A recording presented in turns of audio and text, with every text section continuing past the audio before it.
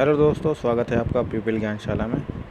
SSC MTS 19 मई third shift का exam हो चुका है और इसमें पूछे गए कुछ महत्वपूर्ण प्रश्न हैं जो आने वाली शिफ्टों के लिए भी मोस्ट इम्पॉर्टेंट है और अन्य परीक्षाओं की दृष्टि से भी पूछे जाने की पूरी संभावना है। तो शुरू करते हैं दोस्तों आज के सेशन से। आज का सेशन बहुत महत्वपूर्ण है दोस्तों। शुरू करते हैं दोस्तों आज का पहला प्रश्न।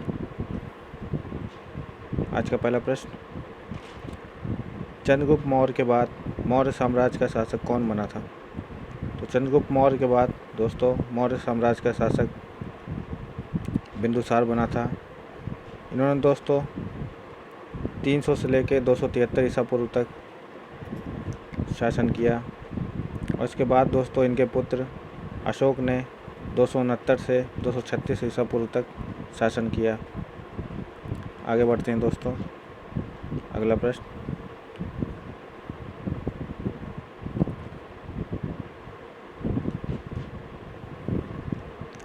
यूएस ओपन 2022 खिताब किसने जीता दोस्तों? मोस्ट इम्पॉर्टेंट है दोस्तों। तो ये जीता है कार्लोस अल्कराज ने। यूएस ओपन ये टेनिस का एक प्रतियोगिता है दोस्तों। आगे बढ़ते हैं दोस्तों। अगले प्रश्न।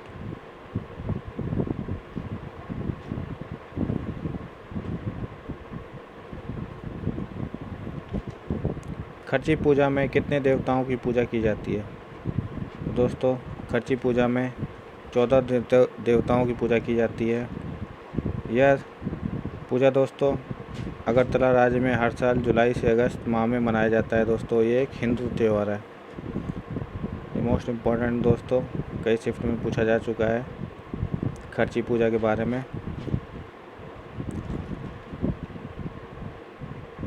आगे बढ़ते हैं दोस्तों। अगला प्रश्न। 2011 की जनगणना के अनुसार किस राज्य की दशकीय वृद्धि दर सबसे कम दर्ज की गई थी दोस्तों? इसका सही उत्तर होगा दोस्तों नागालैंड। इसकी 0.5% दर दर्ज की गई थी। इसमें दोस्तों एक और सवाल पूछता है सबसे ज़्यादा दशकीय वृद्धि दर किसकी हुई थी दोस्तों? तो हुई थी मेघालय की। लगभग दोस्तों 27.82% की हुई थी। आगे बढ़ते हैं दोस्तों।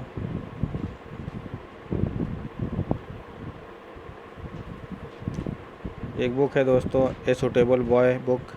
इसके राइटर कौन है दोस्तों? तो इसके राइटर हैं विक्रम सेठ जी।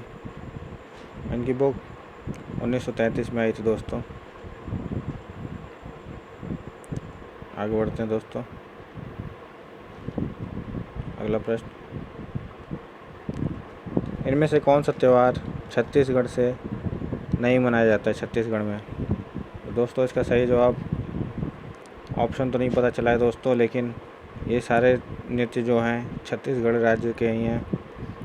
छत्तीसगढ़ राज्य में मनाए जाते हैं, जिनमें प्रमुख रूप से सुआ, राउत, नाच, कर्मा, कच्छार और गौर नृत्य है दोस्तों। इनमें से अगर ऑप्शन में जो दिया रहेगा दोस्तों और जो इसमें से नहीं रहेगा ऑप्शन में, वही सही उत्तर रहेगा दोस्तों। आगे बढ़ते हैं दोस्तों। अगला प्रश्न। बाबर ने काबुल पर कब अधिकार किया था? तो दोस्तों बाबर ने काबुल पर सन 1504 ईसा पूर्व में अधिकार किया था और दोस्तों इन्हें 1507 में बादशाह की उपाधि धारण की थी इन्होंने। आगे बढ़ते हैं दोस्तों। अगला प्रश्न। विधवा पुनर्विवाह की स्थापना किसने की है दोस्तों? ये भी मोस्ट इम्पॉर्टेंट क्वेश्चन है दोस्तों, बार बार पूछा जाता है हर परीक्षाओं में। तो विधवा पुनर्विवाह की स्थापना ईश्वर चंद्र विद्यासागर ने 7 दिसंबर 1956 में की है दोस्तों। वेरी मोस्ट इम्पॉर्टेंट क्वेश्चन है दोस्तों, इसको ध्यान दीजिएगा। आगे बढ़ते हैं दोस्तों। अगला प्रश्न।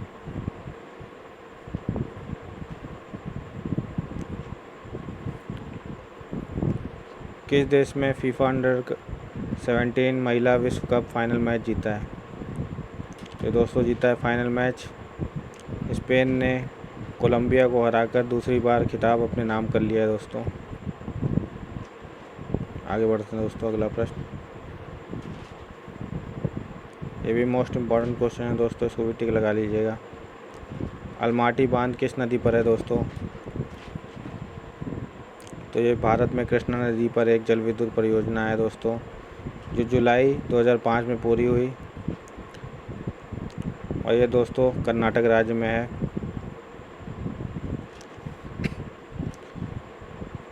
सॉरी दोस्तों, लाल बहादुर शास्त्री बांध, जिसे अलमाटी बांध के नाम से भी जाना जाता है, ये भी दोस्तों सवाल पूछा जाता है कि अलमाटी बांध को अन्य किस नाम से जाना जाता है, तो इसे लाल बहादुर शास्त्री बांध भी कहा जाता है। उसमें राज्य भी पूछ लेगा दोस्तों कि किस राज्य में स्थित है, तो ये कर्नाटक राज्य में स्थित है, ये भी नोट कर लीजिएगा दोस्तों। आगे बढ़ते हैं दोस्तों, अगला प्रश्न। कुश्ती मैट की मोटाई कितनी होती है दोस्तों? तो कुश्ती मैट की मोटाई दोस्तों 5 से लेकर 7 सेंटीमीटर के बीच होती है। ये भी पिछले शिफ्टों में पूछा जा चुका है दोस्तों, मोस्ट इम्पॉर्टेंट क्वेश्चन है आने वाले अन्य शिफ्टों के लिए। आगे बढ़ते हैं दोस्तों, अगला प्रश्न। अनुच्छेद 23 और 24 किससे संबंधित है? दोस्तों अनुच्छेद 23 और 24 शोषण के विरुद्ध अधिकार से संबंधित है दोस्तों।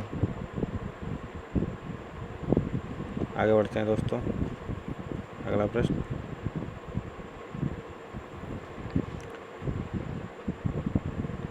ये दोस्तों थोड़ी मिस्टेक हो गई है, इसको सही कर लीजिएगा, इसमें विधेयक होगा।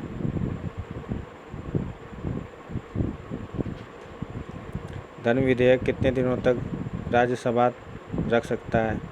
तो धन विधेयक राज्यसभा दोस्तों 14 दिन तक रख सकता है। इसमें एक और पॉइंट दिया है दोस्तों, अनुच्छेद 110 में धन विधेयक की परिभाषा दी गई है दोस्तों। ये भी मोस्ट इम्पॉर्टेंट है दोस्तों, धन विधेयक, इसकी परिभाषा पूछी जाती है कि कौन सा अनुच्छेद में दिया गया है, तो दोस्तों ये अनुच्छेद 110 में दिया गया है। आगे बढ़ते हैं दोस्तों, अगला प्रश्न। अगला प्रश्न है दोस्तों, गंगूबाई नृत्यांगना किस राज्य से संबंधित है? तो ये दोस्तों संबंधित हैं कर्नाटक राज्य से संबंधित है। आगे बढ़ते हैं दोस्तों, अगला प्रश्न। खिलजी वंश की लाल बलुआ पत्थर की इमारतें कौन कौन सी थी दोस्तों? तो ये इसका सही उत्तर था दोस्तों अलाई दरवाज़ा। अलाई दरवाज़ा में एक गुंबदकार प्रवेश द्वार है, जिसे लाल बलुआ पत्थर से बनाया गया है दोस्तों। ये दिल्ली में स्थित है। ये भी सवाल पूछा जाता है दोस्तों कि अलाई दरवाज़ा कहाँ स्थित है, तो ये दिल्ली में स्थित है इसका सही जवाब। आगे बढ़ते हैं दोस्तों, अगला प्रश्न। किस अनुच्छेद में असंगत 13 को दर्शाया गया है दोस्तों? तो ये अनुच्छेद 13 में दर्शाया गया है। सही जवाब है इसका दोस्तों अनुच्छेद 13।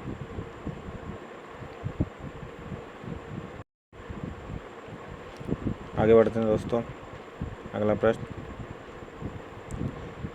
निम्नलिखित में से कौन सा कृषि से संबंधित नहीं है? तो ऑप्शन में दोस्तों दिया था, 4 ऑप्शन थे, जिसमें से एक ऑप्शन दिया था दोस्तों लौह इस्पात उद्योग, जो कृषि से संबंधित नहीं है दोस्तों। आगे बढ़ते हैं दोस्तों, अगला प्रश्न। 1770 में बंगाल में ऐसा क्या हुआ कि 1/3 आबादी ख़त्म हो गई दोस्तों? तो दोस्तों इसका सही जवाब है 1770 में बड़े अकाल में बंगाल में 1 करोड़ लोगों को मौत की नींद सुला दिया। इस अकाल में लगभग 1/3 आबादी समाप्त हो गई थी दोस्तों।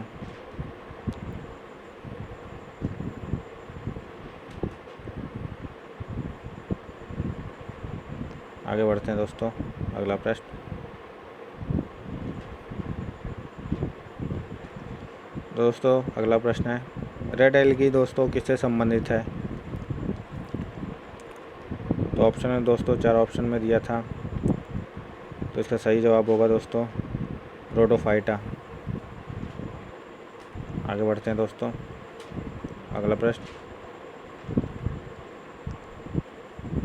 इनमें से कौन ज्वलनशील पदार्थ नहीं है?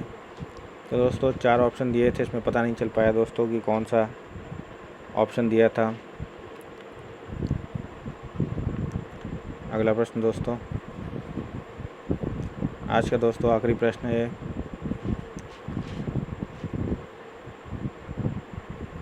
एंटी डोपिंग बिल 2021 किससे संबंधित था दोस्तों? तो संबंधित था एथलीट से।